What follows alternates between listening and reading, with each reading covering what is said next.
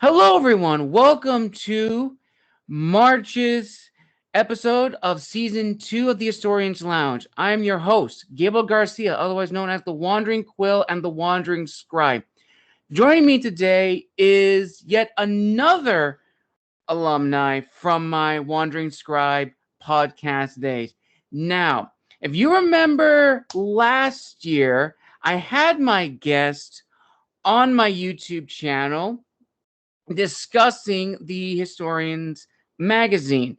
And if you remember the year before, I interviewed this guest about his work as an historian, his content that he creates with History with Jackson, and I've been following him on Instagram and on LinkedIn. You know, he's probably the most hardworking individual that I have ever met.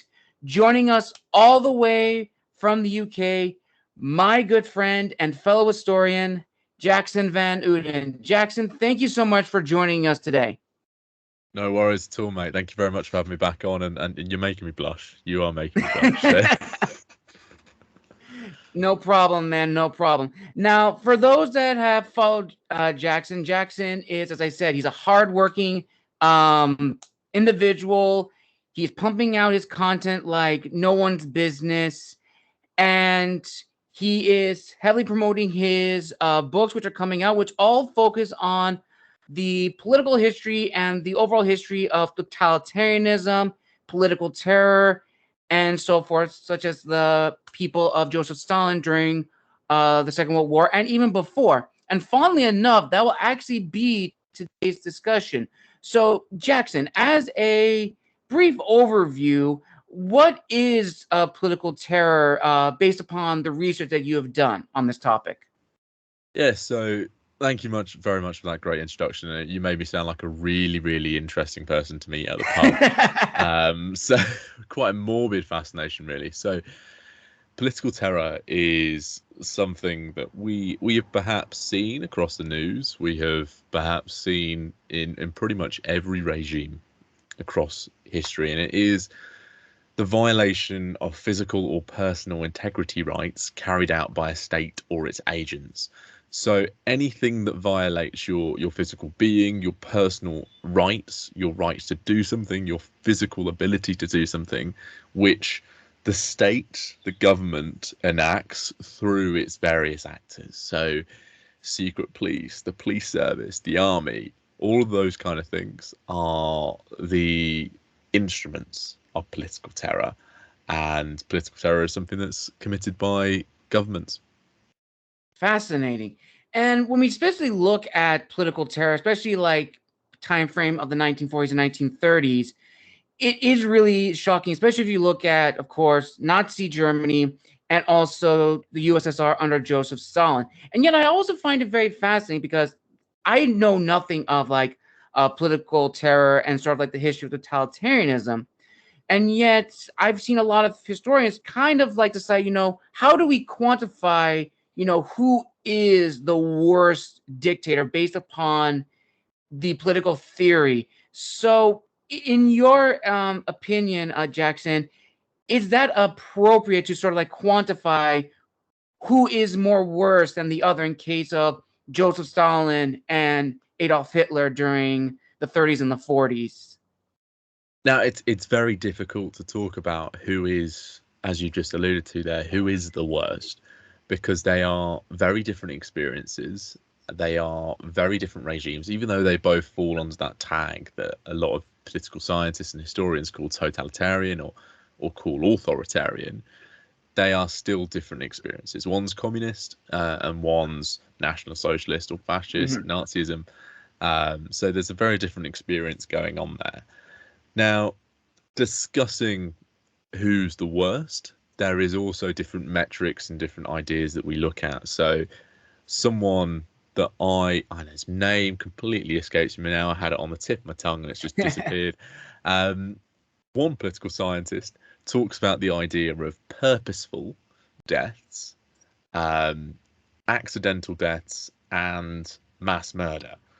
And they are, even though they all sound the same, they are slightly different. So mass murder is the deliberate intention and act of going and killing people of a certain class, a certain race, a certain political group.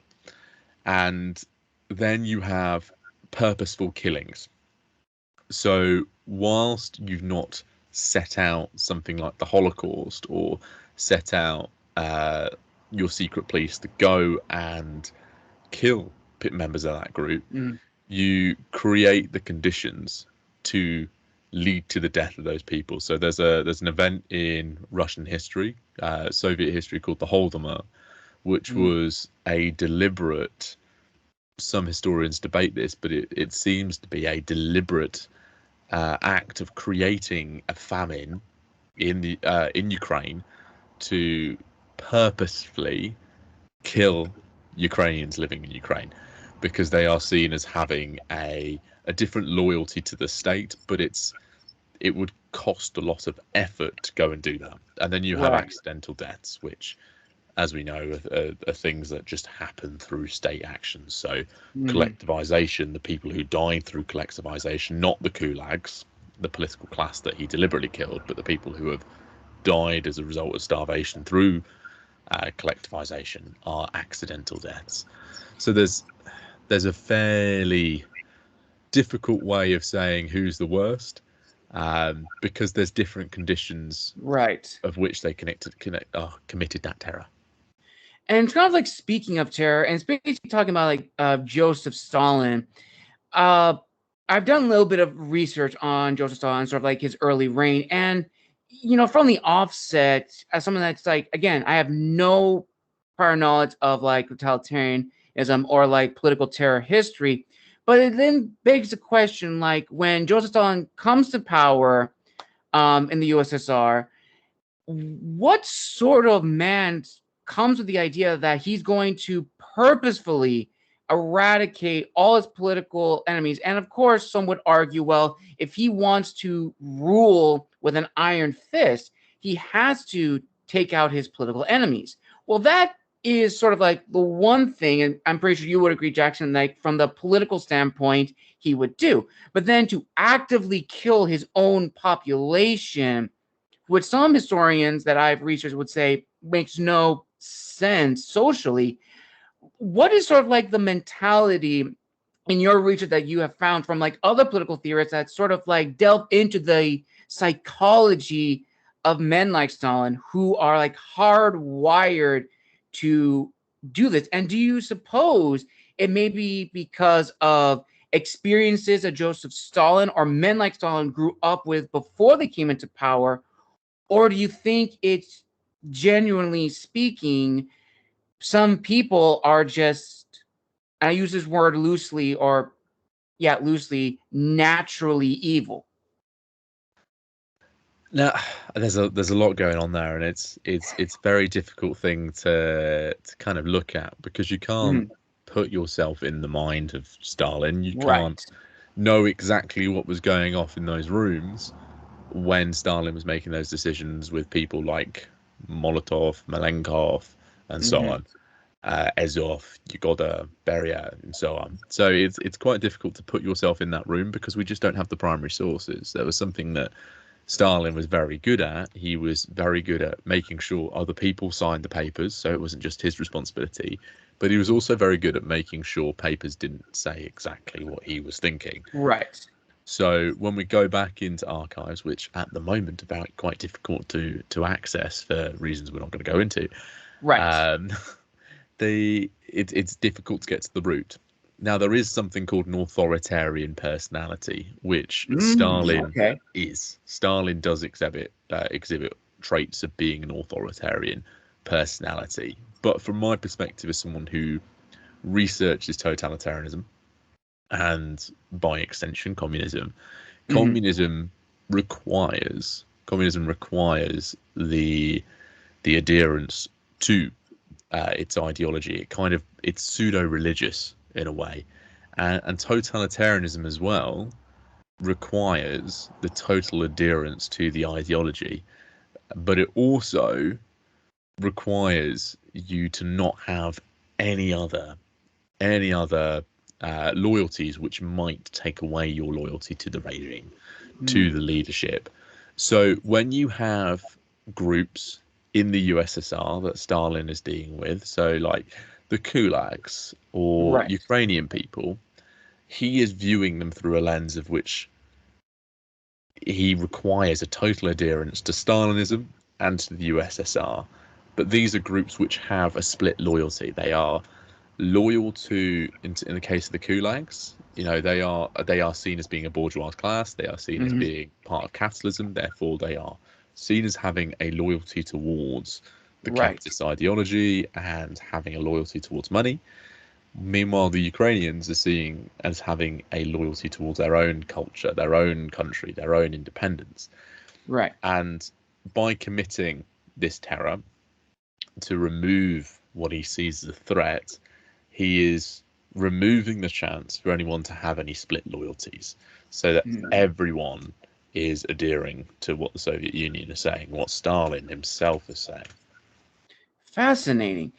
And now kind of going into like a slight tangent, where does sort of like the history of like the political terror theory, like when does that research come about? Would you say it comes about in the late 20th century, or did you think that it always existed, but it didn't necessarily have a definitive name? Now, the modern idea of political terror, as most things do with modern political theories, most people think it has a grounding in the French Revolution, where Robespierre and his French revolutionaries commit acts of political terror to try and gain total control over France, to get rid of any split loyalties, to get rid of people who they see as threats to them. Now, I am perhaps a dissenting voice in this. I think there is a longer history. Whilst that term is attached to the French Revolution, I think that there is a longer history of political terror. Whilst they might be called atrocities, might be called war crimes, I still think they're classified as acts of political terror because there's a political motive behind it. Sorry. So you have things like the Albigensian Crusade, where the Catholic Church, which inherently within the medieval period is a political organization, whilst it has a religious tie, it is a political organization. It requires total adherence to its worldview.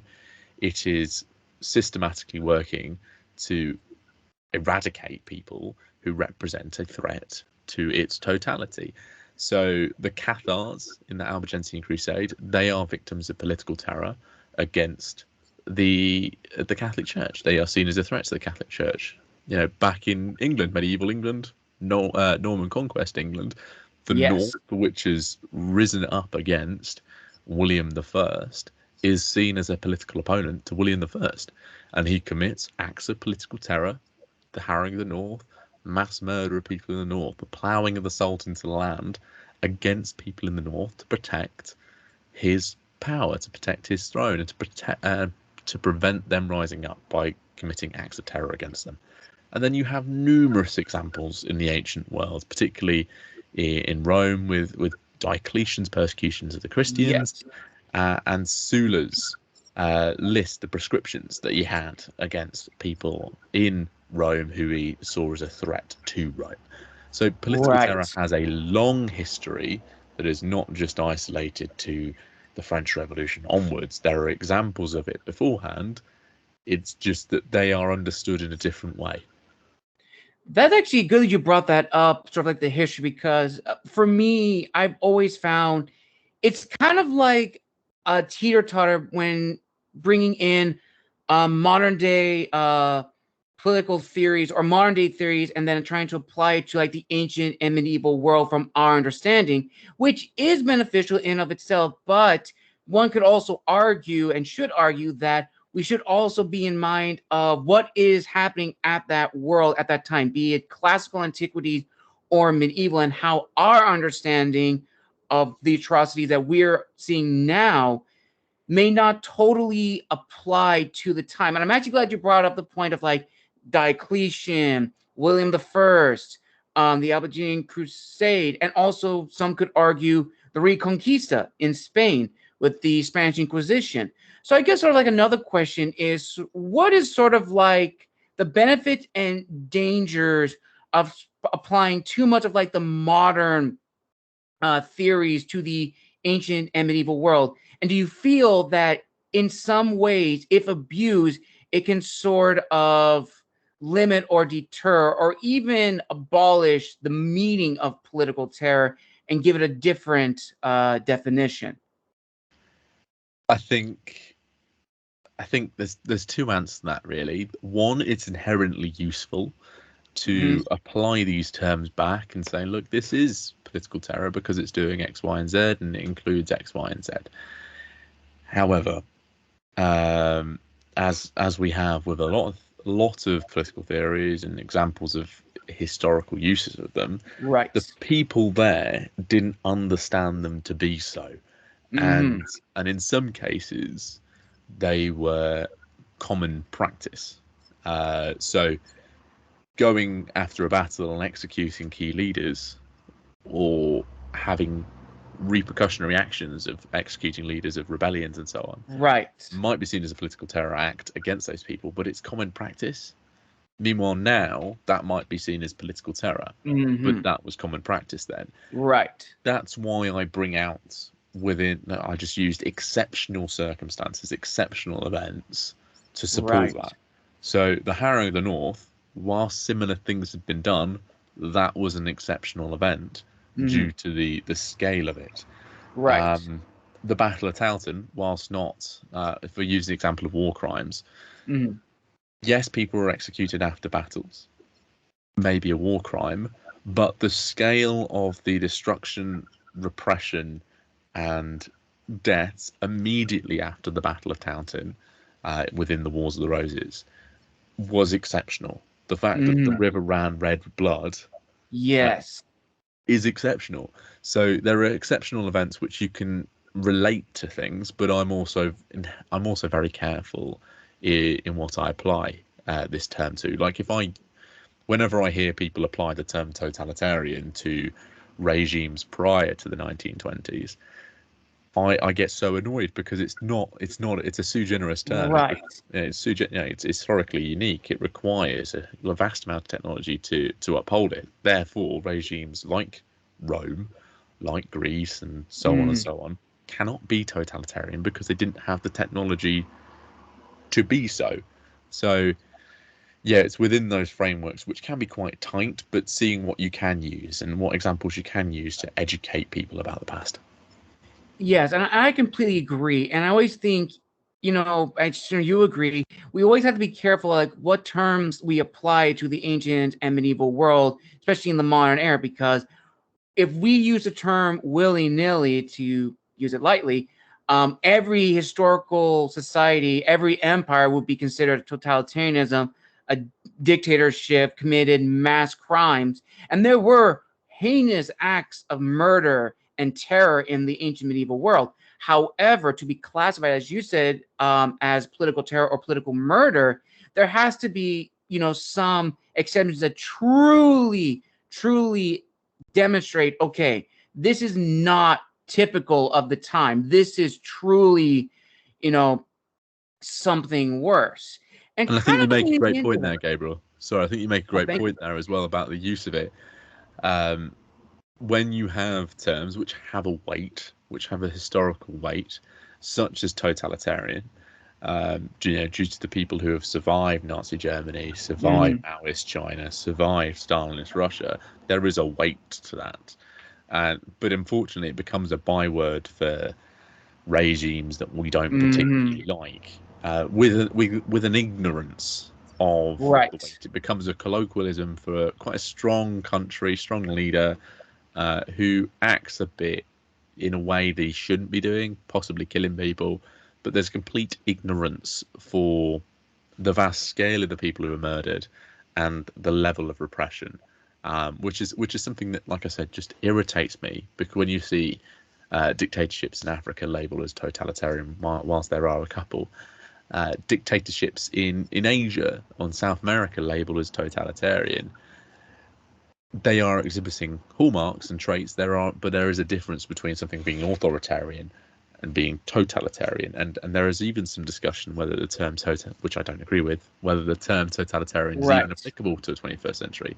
So I think when people use these terms, as we do as historians, they need to be mindful of the weight, the historical weight that these terms carry. I 100% agree. And going back to my other point I was going to make, which I don't think people really take into consideration, is when we think of political terror, totalitarianism in its truest sense, we always generally think of the leader, but we never truly think of the people who commit these terrors under the orders of the leader. And I was one person I was watching, and they were discussing if you were born in either communist Russia or Nazi Germany, more than likely you would follow all these traits. And everyone said, oh no, I wouldn't do that. I wouldn't be that. Well, would you though? And you really have to think you're living in these two different societies. You are seeing all this around you. And if you were a military man or someone in the government and you had to carry out orders of mass murder or mass incarceration, it changes somebody. And he brought up a book which talked about Nazi Germany in this one aspect where these policemen gradually change. They change into these monsters. And I definitely think it is important to discuss totalitarianism with this added information to see it's not just the leaders who commit these atrocities, it's also the ordinary men and women who are part of it. And just to see this transformation, they got sick, they were like disgusted. But it is important to note that when discussing political terror, when discussing political theory in this sense, it is important because, as he said, until you know what you're truly capable of doing as a person in the society, until you know what kind of monster you can be, you have no capacity to do good in this society until it scares you so bad. So do you think, Jackson, that is important, another aspect to explore in the history of totalitarianism, the people underneath the leader who committed, who helped committed these atrocities? Yeah, I think it's certainly valuable. There are several studies done by people who were there as political victims, people who ended up being refugees from these regimes, and they talk about the fear, the aspect of fear within these regimes. You have to remember that the idea if you're not doing something wrong, you shouldn't be afraid was not really an idea. Um, there was a fear of what about me? What's going to happen if I don't do this? And there's Right. an element of self-preservation within that, which humans are naturally lean towards. You want to self-preserve. You want to ensure that you live, and falling in line, Mm-hmm. whilst might go against your moral compass at the beginning, possibly secures the continuation of not only your own life but your family's life.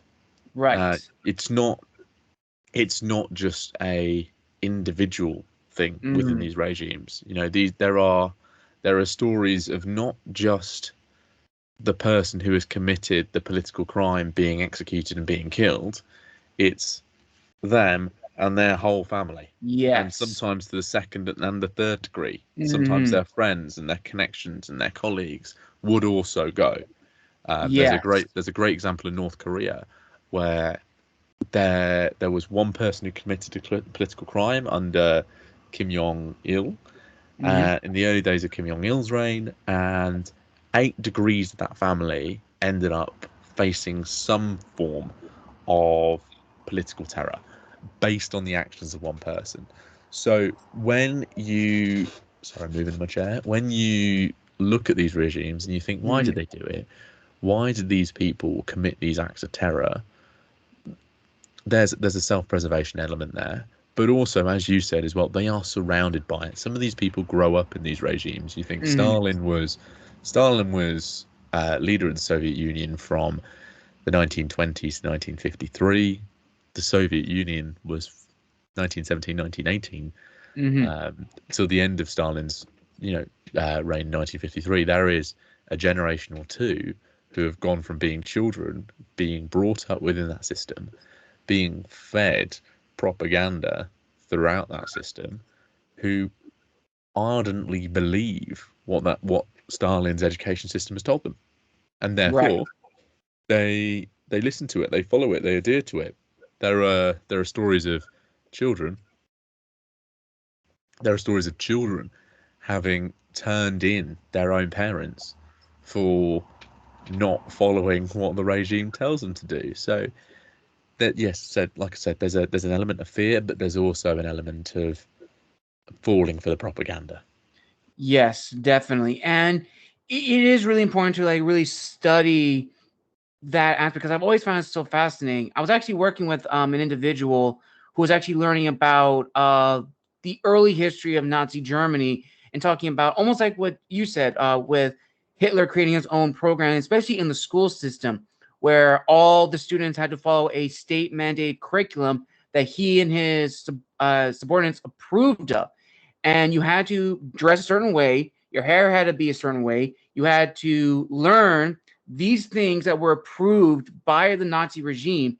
Any teacher that was against it or spoke out against it had to fear either being sent to a concentration camp or possibly face death by firing squad, which was terrifying. And you also see, which again you brought up too, with the children bringing their own parents.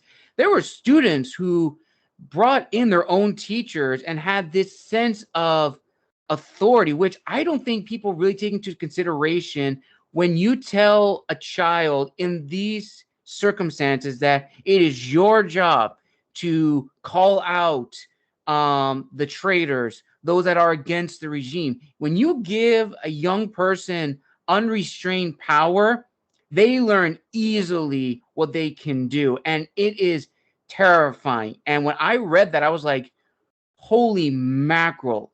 Children with untampered and unrestrained power in these societies is like, it's shocking. And people can think, oh, that happened back then. What happened now? It's like, it could happen regardless whatever you're in. It just depends who's in charge and how much charisma, which that's another thing too I also like to mention when it comes to political terror. Most times, and I'm probably making a general statement, most of the time for those who commit these terrifying atrocities, they don't necessarily outright look threatening.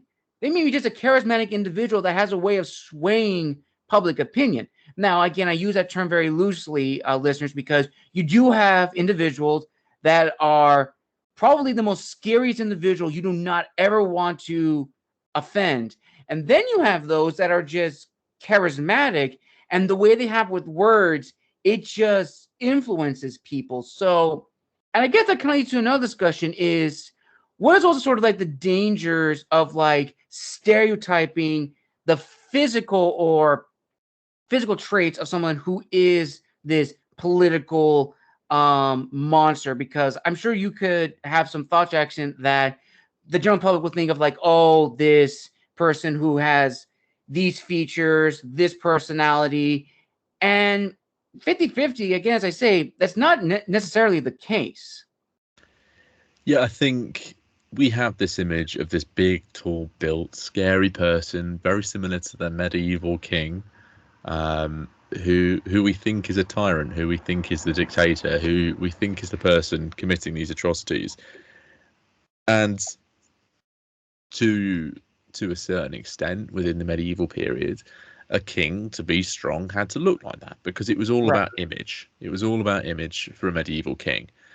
But moving into the 20th century, Mm-hmm. what you actually have is fiercely intelligent people who are leading these kind of events, who have a way with words. They might not be truly charismatic in a way where they can speak to a room and convince a room Right. what they want, but they are fiercely intelligent. They know how to get what they want. So, Stalin was an incredibly intelligent person. He read Mm-hmm. so much, and he even wrote lectures, wrote books, wrote essays, all about his viewpoint on the ideology of the Soviet Union.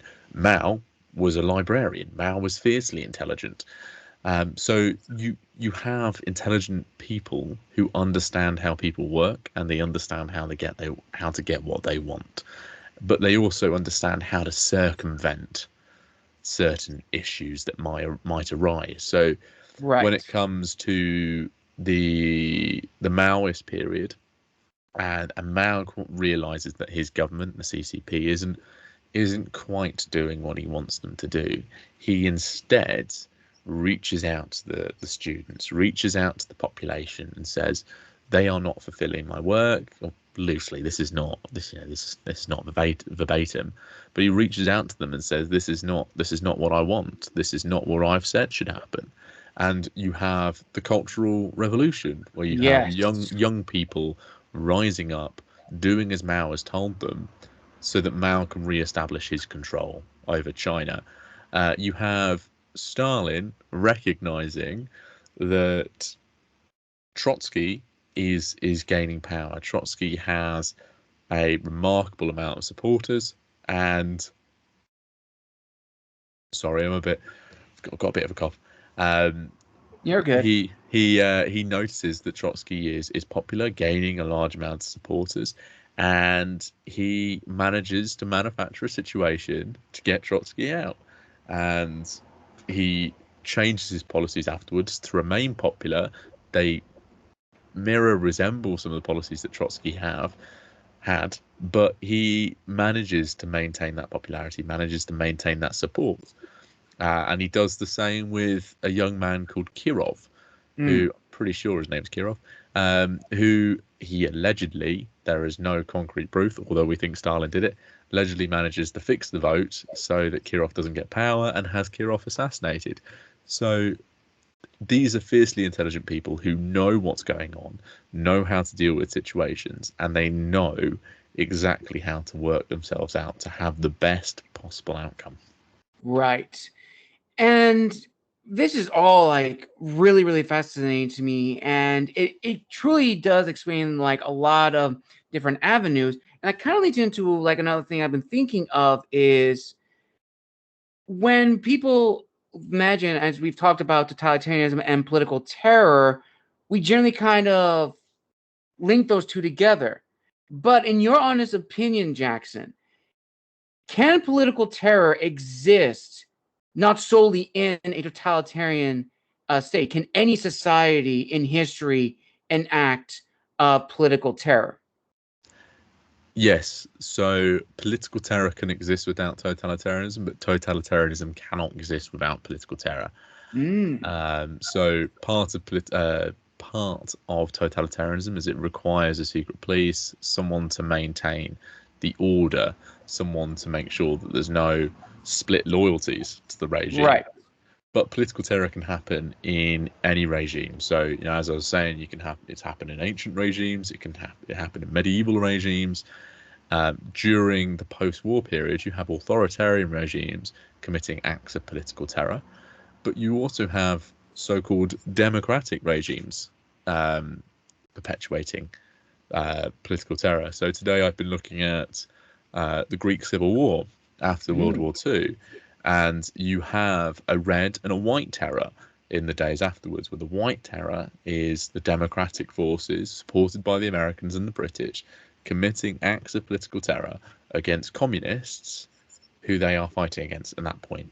And then you have the red terror, which is the communists who are committing acts of political terror against people who are sympathetic to the whites, to the democratic forces. So it happens in a wide range of regimes, and it's not just isolated to countries that we may consider as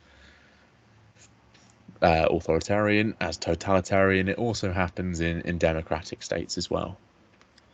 Yes, and that kind of leads to another discussion I did want to ask you, because what this may be, it may be a little controversial, so I'm going to try to word it as best as possible. And I'm still going to look at the time frame, like the early to mid 20th century. So when we talk about, of course, as you mentioned, political terror can exist in any society, but again, totalitarianism needs political terror. And that's what you've said, Jackson, that in the case of the Greek Civil War, you had those who were the red committed political terror, and those who did for the whites had committed political terror. But when we think of like the good guys, let's say the freedom fighters of the 1930s and 1940s, especially during the Nazi and Soviet regimes, case in point, the movie Defiance with the three brothers, could one argue that what they did was also, in one aspect, freedom fighters, but also political terror to those that sided with the Nazis? And another kind of like add-on to that is, when is someone a freedom fighter, but when is someone considered committing acts of political terror, be it government or on a civilian level? So that's the age-old question, isn't it? Now, the definition that I provided at the top of this episode states that political terror is one committed by the state with its agents. Now, on the other side of that, there's a dangerously thin line depending on who you support. So if you don't support that act, it's terrorism. 9 times out of 10, people consider it terrorism. If you do support that act, 9 times out of 10, people think it's freedom fighting. But an act of terror is something that inspires terror within the people that you targeted against. So say if you were to go and bomb a police station, I'm not doing it, but if you go to bomb a police station, your act there it's a political statement. A, you're bombing a police station. There's no way that's not political. But B, you're trying to inspire fear among the populace, or terror among the populace. If it inspires terror, it's an act of terrorism. If it's an act by a government that inspires terror, it's political terror. So there's a very fine line between freedom fighter and terrorist. And I'm not one to give a definition on what some people will think a freedom fighter is and what some people think is a terrorist, because it all depends on what side that political divide you lie on, and in which regime you're looking at. So whilst people will look at those three fellas in that movie and say, you know, they're freedom fighters fighting for freedom in Nazi Germany, we look at it as the like descendants of the Allies and go, well, fantastic, they are freedom fighters, they're fighting for freedom. But you look at the populace in Nazi Germany, who are an innocent populace at that point, how are they going to see it? They're going to see it as an act of terror that's inspired terror among them. So it's a very, very difficult field, full of a plethora of layers. Yes, I definitely agree, and I definitely think like a topic for like this and like anything, it does require a lot of study, because I'm sure you agree, Jackson, history is always changing. New things are always constantly being added, and we always have to reevaluate the sources. And kind of going back to an old topic I remember learning years ago in my studies, which is like the historiography of political theory, or like anything. Do you think it's detrimental if we start at one, like, let's say the present, and I'll use an example, Nazi Germany and the Holocaust, 1940 to 1945, and trying to present a political terror history dating all the way back to, as my professor gave, the era of the Inquisition, and trying to create a political history?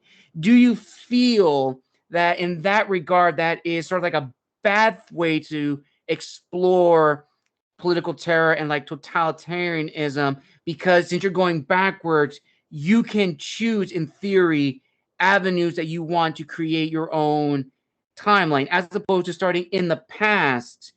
And even in the past, you can even do the same thing. So I guess all I'm trying to say is that kind of bad, trying to create your own historiography, starting either the past or the present to make a timeline? I think creating your own historiography and anything is is abhorrent, really. I think it does a disservice to the people who wrote the sources that you're doing. Does a disservice to, say, in the case of political terror, does a disservice to the victims. Yeah, I think, as the case that we've seen with Putin's interview with Tucker Carlson, he has quite frankly abused the historiography of the sources that he has used to create his ludicrously fantastical speech, monologue to Tucker Carlson, and presented a Russia-centric view of history. It's wrong. It's abusing. It's creating its own historiography. But then your second question within that is about the craft of history, about how you shape and you write and you develop your own articles, your own work, and so on. I personally prefer a chronological history if I was looking at something like that from a certain date to a certain date. But thematic studies are a mix between chronological and thematic is probably my favorite way of writing, because you can draw links between something that's happened in the past and something that's happened in the event that you want to discuss. But writing a reverse chronological study, I think I've not found one, not seen one before, but it might be a very interesting way of looking at it and saying, well, here's a thread. This is where this thread goes, and this is the root of that thread. I think that might be quite an interesting. I think it would be bloody difficult to write, though. It definitely would. I remember learning about that in college, and my professor said it's more difficult to create a reverse chronology because, yes, you can probably make your own timeline, but you have to make it fit. And that's the danger when it comes to writing history. You can craft, in theory, your own timeline, your own view of any history. And I guess kind of like the last major question, because we're almost nearing the end, which is, in your opinion, Jackson, with the study of political terror and political history due to totalitarianism, why is it important to examine the past, those that truly exemplify the qualities and characteristics of the totalitarianism, by the political theorists, by totalitarian historians who have crafted their work to truly understand what a state is when it becomes this? And do you think it is worth protecting? Because some would argue, why would we need to know this? We see it every day. We know what it looks like, but that goes back to our original point. Yeah, we see these active things, but is it technically political terror of a totalitarian state? I think it's important to study these things. Obviously, I do. I study them. I write on them. I write books on them. So, of course, I think it's important. But I think for a wider answer on that, to why it's important for society to look at them and look at work by historians of it and political theorists of it, is that it not only gives us an understanding of where humanity's been and the various intricate relations across the globe. You only need to look at geopolitics and the history of totalitarianism to see the effect that it's had on, say, Eastern Europe and Eastern Europe's relationship with the West. But also, it provides a roadmap. So that's something that I think is quite interesting, is it provides a roadmap of, say, if one regime starts beating its political opponents, at one point, you can see a roadmap of where that's going to go. Right. If it continues in a similar vein and a similar intensity. If we start coming across totalitarian regimes, of which I think modern China with Xi Jinping is a 21st century totalitarian regime, it can provide us a roadmap of, well, if we compare where these regimes were in the 20th century, we can look at certain traits that they demonstrate there. What will this look like? Where might this regime head towards? Right. But it also provides us a roadmap on how to integrate and reintegrate these regimes. There are many fears of people within China, people outside of China. At some point, the CCP might collapse. Now, the CCP has lasted longer than the USSR ever did, but the USSR collapsed, and it created a difficult situation for the West to deal with in terms of Eastern Europe. But also, what do you do with a fallen superpower such as Russia? Now, if the CCP was to collapse, we have an existing schema, an existing bank of knowledge that we can look back on and go, well, this is what happens when a regime like this collapses. Right. This is what happens when other countries see an opportunity, and this is how we might work to reintegrate a fallen superpower like this. So I think studying this kind of history and then applying it to the situation that you're looking at is how it's important and why it's important. Well spoken, Jackson. And with that, listeners, we will conclude this wonderful and thought-provoking discussion. Again, I want to thank my guest Jackson for coming on board. And before we officially end today's episode, I want to take the opportunity to pass it over to Jackson to promote any project that he is working on, any episodes that we should look out for on his podcast, and anything new that he is working on. Thank you, man. I really appreciate coming on the podcast again. Third time. I'm glad to have completed the hat trick now. So in terms of me and where you can find me, I'm at History of Jackson on Instagram, TikTok, and at History W Jackson on Twitter. On History of Jackson, we try to make history accessible and digestible, so that everyone can read and everyone has an opportunity to learn from it. So we have blog articles by historians talking about the specialisms and research, but then on a weekly basis, I speak to historians on the podcast discussing their recent books, their recent research, and it's a great way to discuss and learn history that they want to talk about as well, not just something that fits someone's agenda or from someone who is trying to get something done in half an hour. I read everything. It's one of my favorite things I do. I have got a book out on totalitarianism called The Crystallisation of Totalitarianism: How the 1953 Conference on Totalitarianism, forgot the last one, codified the term, I think it was. It's been a long time. Crystallised the term. Yes. Crystallised the term. There we go. It's been a couple of years since I wrote that one, which discusses what totalitarianism is and how the term came into its being. And then January 2025, I will have a book out called Hitler versus Stalin, which compares the political terror of the two regimes. And it discusses a lot of the things that me and Gabriel have just spoken about today.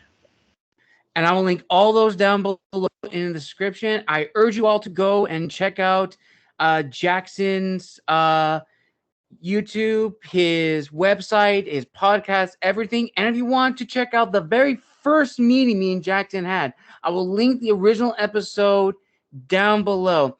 Well, listeners, I hope you enjoyed this very thought-provoking episode. It truly opened my understanding of this historical topic.